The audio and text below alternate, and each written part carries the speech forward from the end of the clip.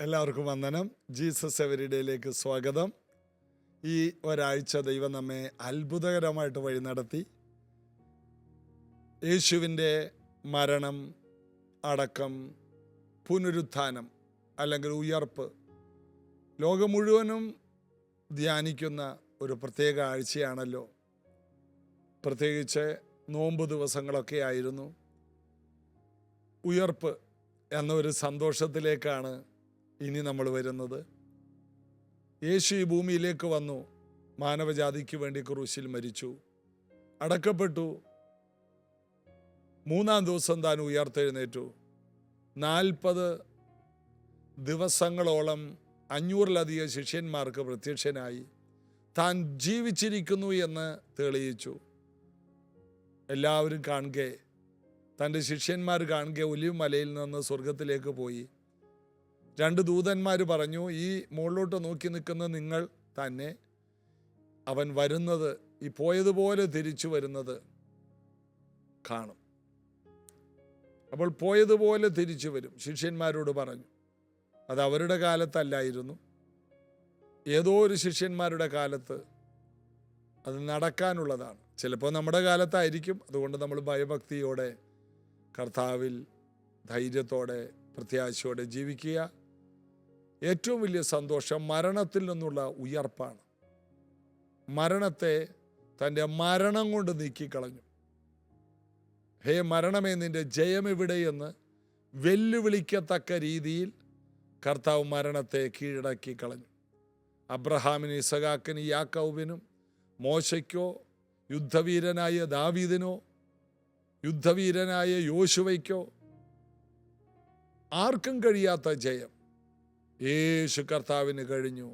മരണത്തെ കീഴടക്കി കളഞ്ഞു.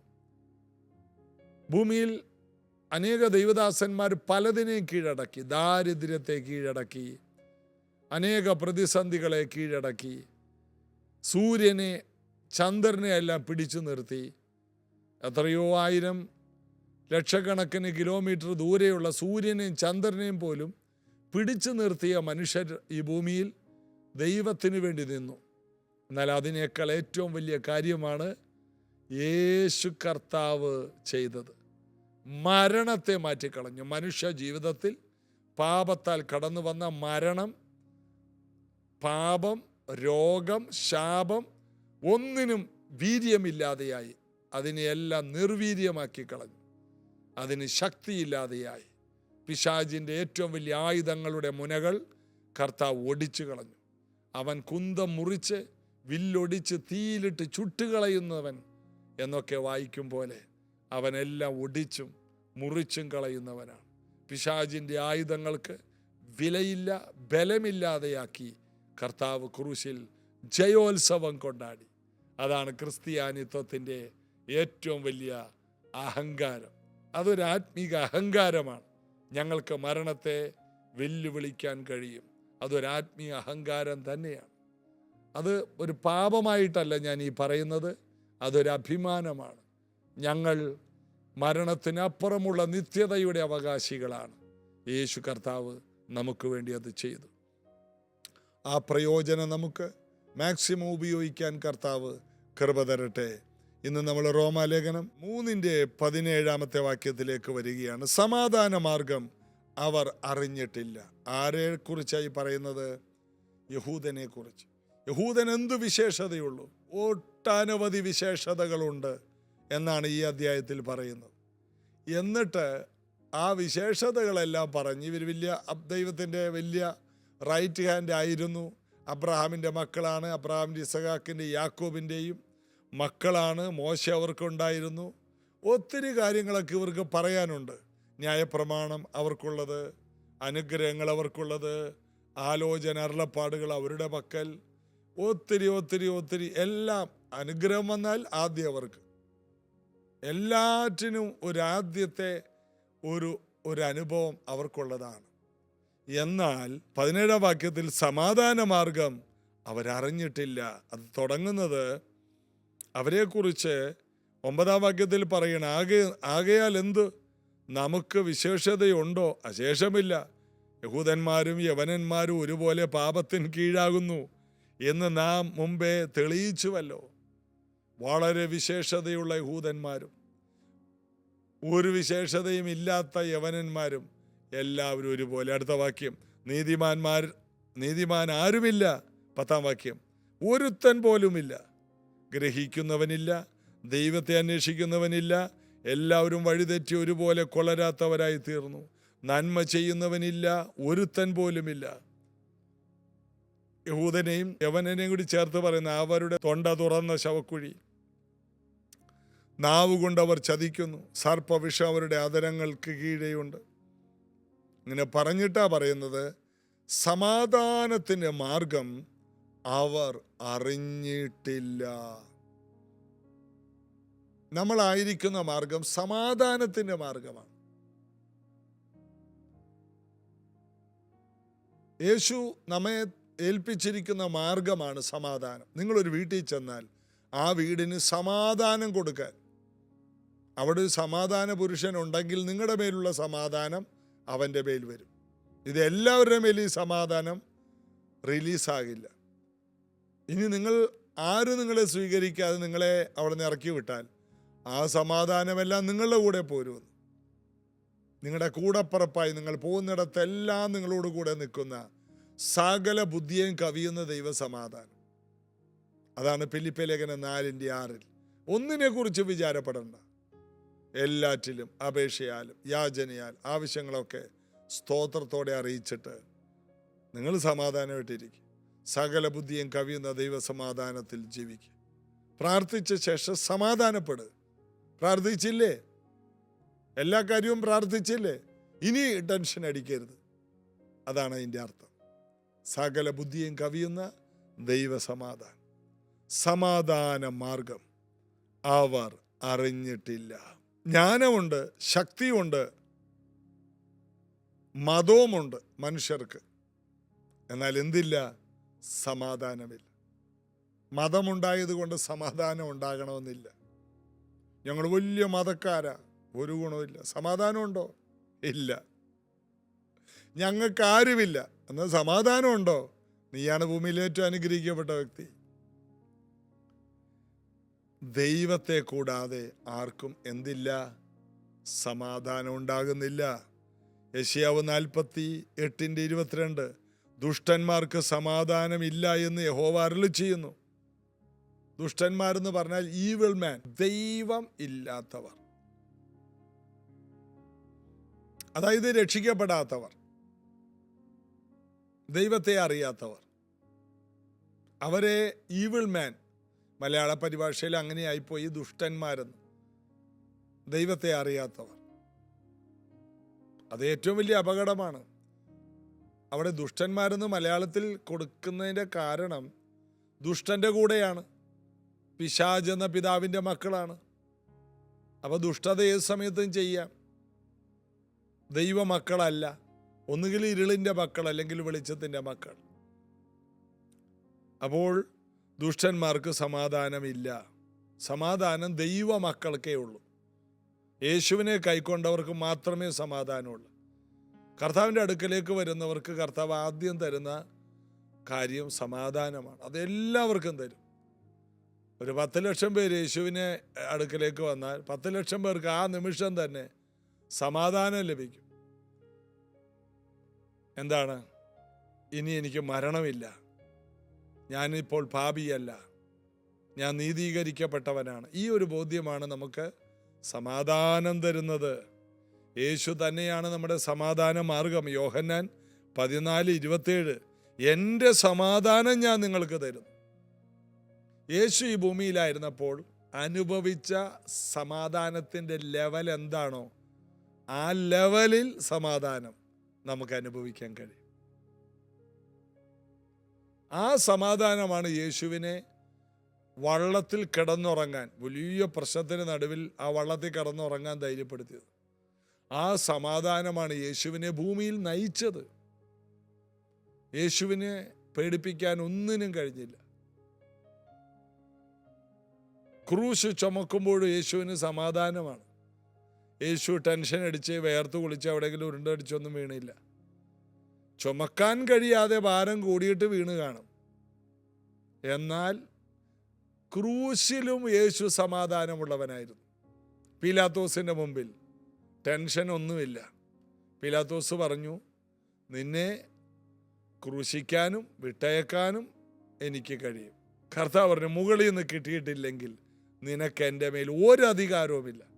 പീലാത്തോസിൻ്റെ മുൻപിൽ സമാധാനമുള്ളവൻ. ഹേരോദാവിൻ്റെ മുമ്പിൽ ഹേരോദാവ് ഒരു അത്ഭുതം കാണണമെന്നൊക്കെ പറഞ്ഞു.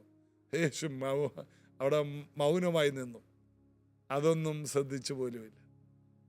ശാന്തനായി 4 കോടതികളിൽ, ഹന്നാഫിൻ്റെയും കയ്യഫാവിൻ്റെ ഒക്കെ കോടതികളിൽ മാറി മാറി വിസ്തരിച്ചു. അവിടെയെല്ലാം ഒരു സമാധാന പുരുഷൻ നിൽക്കുന്നത് നമുക്ക് 4 സുവിശേഷത്തിൽ കാണാം. എത്ര ഭയങ്കരമാണ്! സമാധാനം കൊണ്ട് നിറഞ്ഞൊരു മനുഷ്യൻ യേശുവിൻ്റെ സമാധാനത്തിലാണ് ജീവിക്കുന്നത്. നിങ്ങൾ ഇന്ന് കടന്നു പോകുന്ന എല്ലാ പ്രശ്നങ്ങളും നിങ്ങൾ ടെൻഷൻ അടിച്ചാണ് പോകുന്നതെങ്കിൽ നിങ്ങൾക്ക് കൊളസ്ട്രോൾ വർദ്ധിക്കും, ഷുഗർ വർദ്ധിക്കും, രോഗം ഉണ്ടാകും, ദേഷ്യ സ്വഭാവം ഉണ്ടാകും, നിങ്ങൾക്ക് നിരാശയുണ്ടാകും, നിങ്ങൾ പറയുന്ന വാക്കുകളെല്ലാം മോശമായി പോകും. എന്താ? സമാധാനം എന്ന അനുഭവം കർത്താവിൽ നിന്ന് പ്രാപിച്ചില്ലെങ്കിൽ ഈ അനുഭവം ഉണ്ടാവും. എന്നാൽ കർത്താവുണ്ടോ, നിങ്ങൾക്ക് 1 കോടി വിഷയമുണ്ടെങ്കിലും നിങ്ങൾ അവിടെ ശാന്തമായിട്ട് നിൽക്കും. കാരണം അത് കർത്താവിൻ്റെ സമാധാനം. ഇന്നത് കേൾക്കുന്ന ഓരോ വ്യക്തികൾക്കും വേണ്ടി യേശു ക്രൂശിൽ ചെയ്തത് അതാണ്. നമുക്ക് ഒരുമിച്ച് പ്രാർത്ഥിക്കാം. കർത്താവേ, ഈ വചനം ഇത് കിട്ടുന്നവർക്കെല്ലാം വലിയ സ്വസ്ഥതയുണ്ടാകട്ടെ, വലിയ സമാധാനമുണ്ടാകട്ടെ, വലിയ ശാന്തതയുണ്ടാകട്ടെ, വളരെയധികം സൗഖ്യങ്ങളുണ്ടാകട്ടെ, ഒരു ശരീരം സൗഖ്യമാകട്ടെ, ഇത് കേൾക്കുന്നവരുടെ മനസ്സ് സൗഖ്യമാകട്ടെ, ശാരീരിക രോഗങ്ങൾ അവർ വിട്ടുമാറട്ടെ, കുടുംബ പ്രശ്നങ്ങളിൽ നിന്ന് അവർ പുറത്തു വരട്ടെ, ഏത് വിഷയത്തിനും സമാധാനത്തോടെ കാര്യങ്ങളെ നേരിടാനുള്ളൊരു പ്രത്യേക കൃപ അവർക്ക് കൊടുക്കണമേ. യേശുവേ, അങ്ങയുടെ ദാസന്മാർക്കും ദാസിമാർക്ക് സമാധാനം നിറവ് കൊടുക്കണം. അനുഗ്രഹിക്കും. എല്ലാ നിലയിലും അവർ ഉയർത്തപ്പെടട്ടെ. യേശുവിൻ നാമത്തിൽ ആമേൻ. ഈ ലളിതമായ ദൈവവചന പഠനം അരമണിക്കൂറിന് താഴെയുള്ള ഈ ജീസസ് എവരിഡേ കൂട്ടായ്മ നിങ്ങൾക്ക് വളരെ പ്രയോജനം തരും. നിങ്ങളുടെ സമാധാനം വർദ്ധിക്കും, നിങ്ങളുടെ സന്തോഷം വർദ്ധിക്കും. റോമാലേഖനം എന്ന ഈ ലേഖനത്തിലെ ഓരോ കാര്യങ്ങളെടുത്ത് നിങ്ങൾക്ക് വിശദീകരിക്കുമ്പോൾ നിങ്ങൾക്കത് മനസ്സിലാകും, നിങ്ങൾക്കത് അനുഗ്രഹമാകും. മറ്റുള്ളവർക്കും ജീസസ് എവരിഡേ എന്ന ഈ പ്രോഗ്രാം ഷെയർ ചെയ്യുകയും പുതുതായിട്ട് വരുന്നവർ സബ്സ്ക്രൈബ് ചെയ്യാനും മറക്കരുത്. ഈ മിനിസ്ട്രിയെ കൈത്താങ്ങൽ ചെയ്യുന്നവർ അനുഗ്രഹീതരാണ്. നിങ്ങൾ ദൈവരാജ്യത്തിൻ്റെ കൂട്ടാളികളാണ്. ഇത് ഞങ്ങളുടെ വേലയല്ല, ഇത് കർത്താവിൻ്റെ വേലയാണ്. പലരും ഞങ്ങൾക്ക് കൈത്താങ്ങൽ തരുന്നു. ദൈവം നിങ്ങളെ അനുഗ്രഹിക്കട്ടെ. നാളെ നമുക്ക് അനുഗ്രഹിക്കപ്പെട്ട ഒരു സഭായോഗം, ഉയർപ്പിൻ്റെ സഭായോഗം,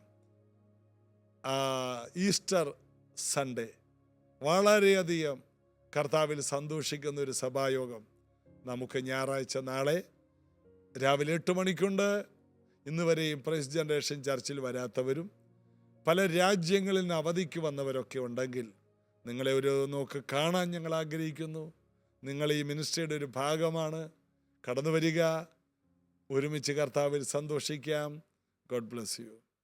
പുത്രന്റെ ആത്മാവെ തന്നതിനാൽ ഭയപ്പെടുവാൻ ഇനി അടിമയല്ല. പുത്രന്റെ ആത്മാവെ തന്നതിനാൽ ഭയപ്പെടുവാൻ. ഒരിക്കൽ കൂടി ഒന്ന് പാടിയട്ടെ. പുത്രന്റെ ആത്മാവെ തന്നതിനാൽ ഭയപ്പെടുവാൻ ഇനി അടിമയല്ല. പുത്രന്റെ ആത്മാവെ തന്നതിനാൽ ഭയപ്പെടുവാൻ ഇനി അടിമയല്ല. അവകാശിയായ എന്നെ തീർത്തവൻ കൃപ വന്നിച്ചു തീരുകില്ല. ഈ സ്വർഗീയ ബന്ധം സൗഭാഗ്യമേ, എനിക്കെന്നും അഭിമാനമേ, എനിക്കെന്നും അപ്പാമതിയെ. സന്തോഷത്തോടെ പാവുള്ള വീട്ടിൽ സന്തോഷമുണ്ട്. ആനന്ദത്തിൽ പരിപൂർണതയുണ്ട്. യേശുവ പാവുള്ള വീട്ടിൽ സന്തോഷമുണ്ട്. ആനന്ദത്തിൽ പരിപൂർണതയുണ്ട്. ആത്മാവിൽ ഉയരുന്ന ആരാധന, ആശ്വാസഗീതമുണ്ട്.